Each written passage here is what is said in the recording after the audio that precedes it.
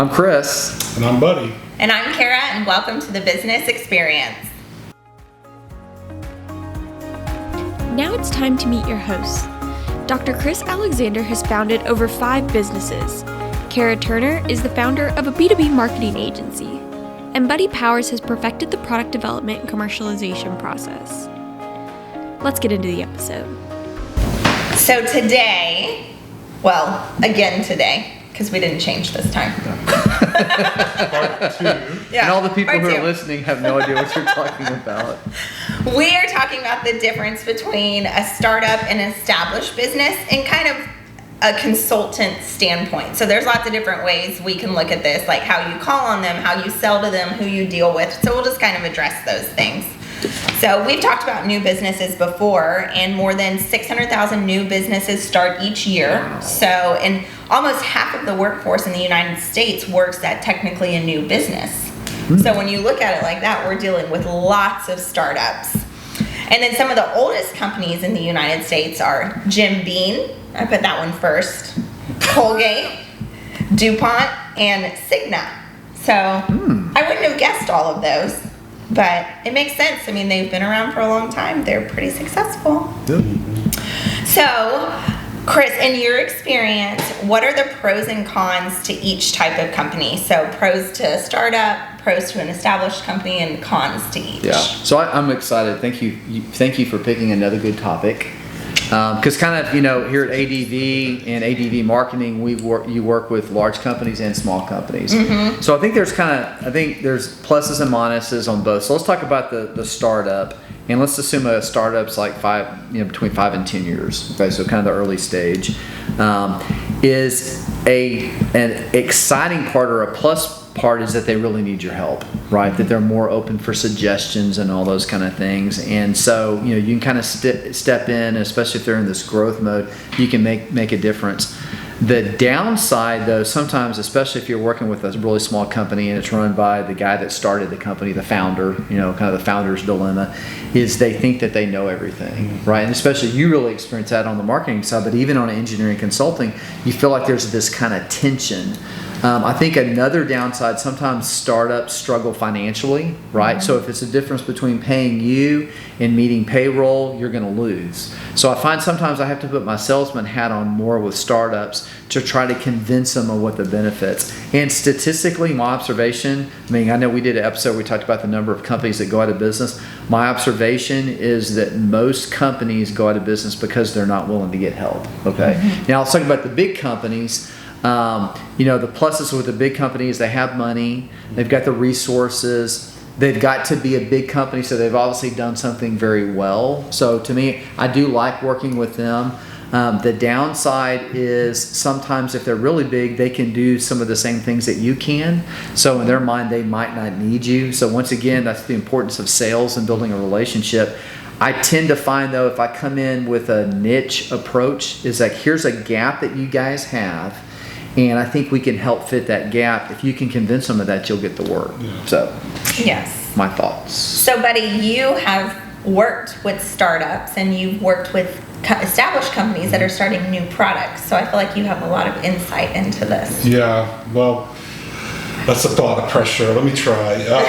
No, I think you experienced the true startup, and unfortunately, I've never been in the garage or on the lab bench where it's only a few years old and they're looking for funding and it's a real startup. I've always been on the tail end where they've had a few years of testing under their belt, and I think that is really the most important time because you're developing your future value of the company, your growth potential, and then you're also understanding what the market wants. So that's a lot of fun. But at the same from a sales perspective, you're also looking for field trials. It's not the same as how am I going to make your life better. You're really telling the client, hey, would you want to work with me? This is exciting, and if this works out, it's really going to change the industry. Yeah. Or you're going to, you want to have some ownership in this and becoming an early adopter. Right. So the communication with the client much different.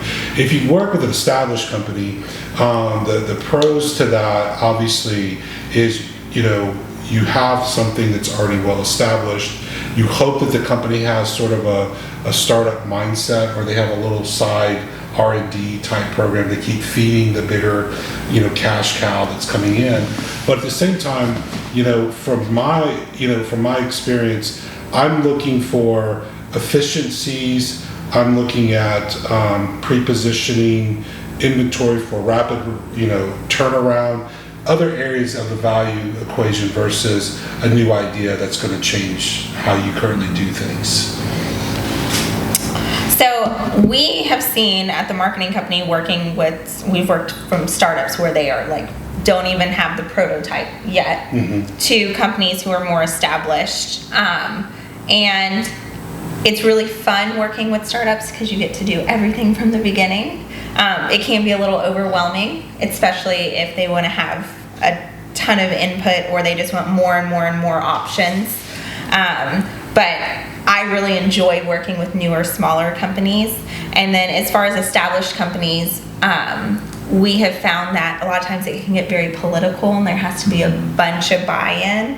And I've also found sometimes that since they are a bigger established company, that they think they should go with a big established marketing firm. So right. I think that's one thing that we see is when we work with, as a consultants, they think like bigger is better because they're bigger. And I guess in terms of like a startup, they're small, so they're fine working with a smaller company. Yeah. So I personally like working with smaller, maybe not like startup in a garage, but like kind of where you're talking about, where they're a couple years in. Yes. I love it when I'm working with one of the founders or the CEO, and I just think marketing runs so smooth when you have their input in everything. So that's my personal favorite. Yeah, that's good. Kind of your sweet spot. Yes.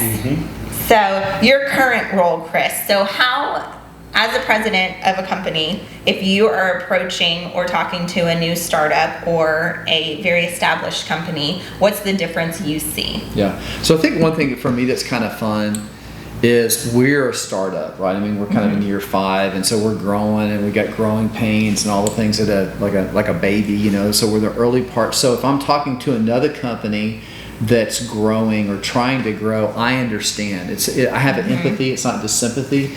Sometimes I get a little irritated, right? Because I look, we're in our building right now. I look at it in the lab out there, and we've put a lot of money into that lab, right? So we've made profit. We've reinvested it back in that. And so it's hard for me sometimes to be patient with a company that I know they're making a little bit of money, but they won't reinvest it and do work with us. And so I think that's a little bit of challenge. And sometimes as a president, it's easy for me to say that because it's a business decision that we've made.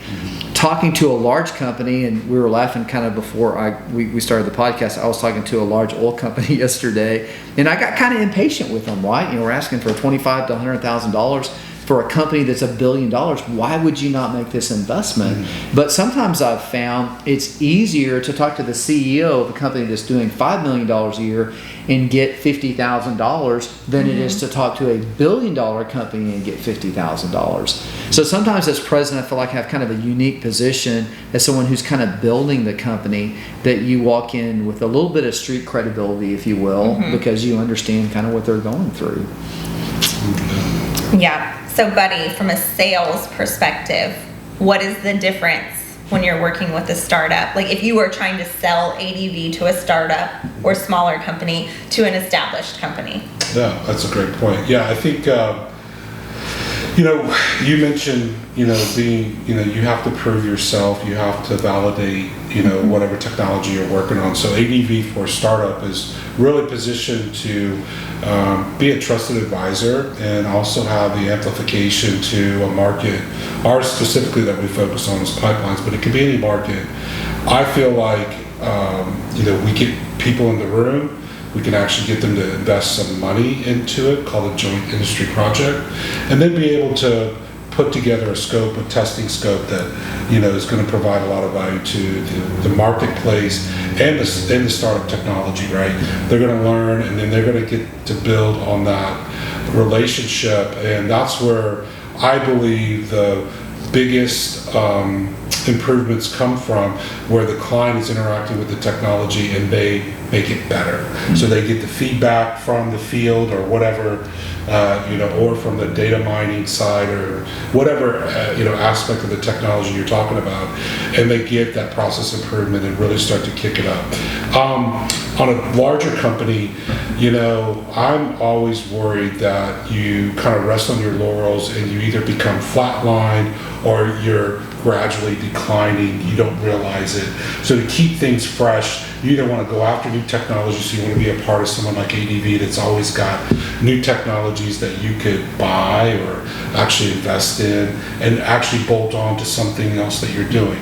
So I think we can be that sort of innovator that, a lot of companies, when they lose that, they tend to start flatlining and eventually start to decline. That's a great point. Yeah, I think sometimes big companies think they do really well at what they're doing and they don't continue to grow. Right. And that's what they have to do. They have to either buy competitors or buy something that complements them. I think that's a really good point. That said that he's one of the founders of Intel. He wrote a book that called "Only the Paranoid Survive," right? And that's that you assume there's always somebody trying to take you over, so you never rest on your laurels. Yeah. The visual is that you're running from the commoditization wave that's coming after you, because it's coming. It's like Pac-Man. Yes, exactly. Eat the pellets. One of the things that I've done in my company is, as we've become more experienced and we have been able to raise our prices, I always try and keep some of our price points to be pretty low. So that way, like for a website, for example, if a startup came to me and they just really did not have a lot of money, I could say, I can make you an amazing landing page. And like, that's what I can give you for your budget. But if you want a full-blown website, like, you can't afford that. So let's start with this landing page, and then we can like build from there. Let me help you grow, Yes. so you can make more money, so you can pay me. Yeah, so that's probably the thing that we've done as a company, is trying to keep some things low, but as we realize things are expensive and it takes time, we just gotta raise Well, our you've done that prices. with us, right? Is that we start off with a certain amount, and then as we've grown and your responsibilities have grown with us, then it makes sense that that's scalable. Yeah, so I think that's a good thing that you can try and keep in the back of your mind if it's possible, but that's sometimes not always possible. So let's see, one practical piece of advice we can give listeners on this topic. What I just said is pretty practical, but also I think when dealing with people in general is just going in, listening to them, and being personable. When you're in sales, you should never look at it as you're trying to sell something. You're trying to help them. So you need to listen to their pain points so you can find out what it is. Buddy, what do you think? Well, I think, you have to be customer focused. I often talk about, when you look at some of the product managers that have been very successful, i.e. Steve Jobs, who's one of the greatest of all times, he says you work from the client's experience and you go backwards to the technology.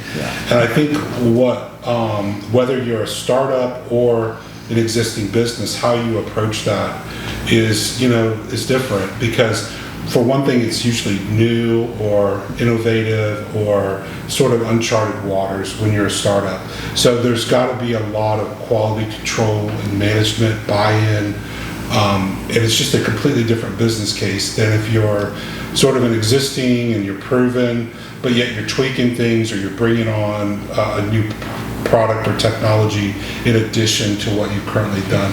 How is that going to make their lives better? Why should they move toward that? And it's even more of a drastic swing when you're talking about just something completely new that this technology is going to do. There's a way to trial it, whether it's through field trials is what I call, where you're basically like, if you're running a software, you have a beta system that's running parallel to what you're currently doing so that you can look and compare how good it is, right? So you have to do some quality control management when you're a startup versus when you're a proven. So Chris, what's your book you have for us? I know, I haven't even referenced my book. So this is The Trusted Advisor for those watching on YouTube, but written by David Meister, who's one of my favorite authors.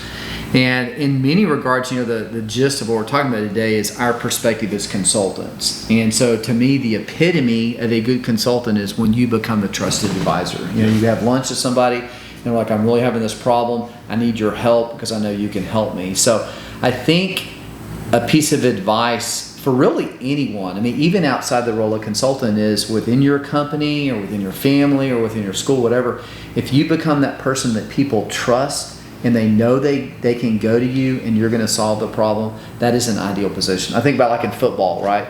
So like if you have a quarterback who's really good, and you got Aaron Rodgers, to me, is a good example, or Tom Brady, is like, those guys are great in the big game, and if you get them the ball, that something's going to happen. That's right. So to me, that's a good goal.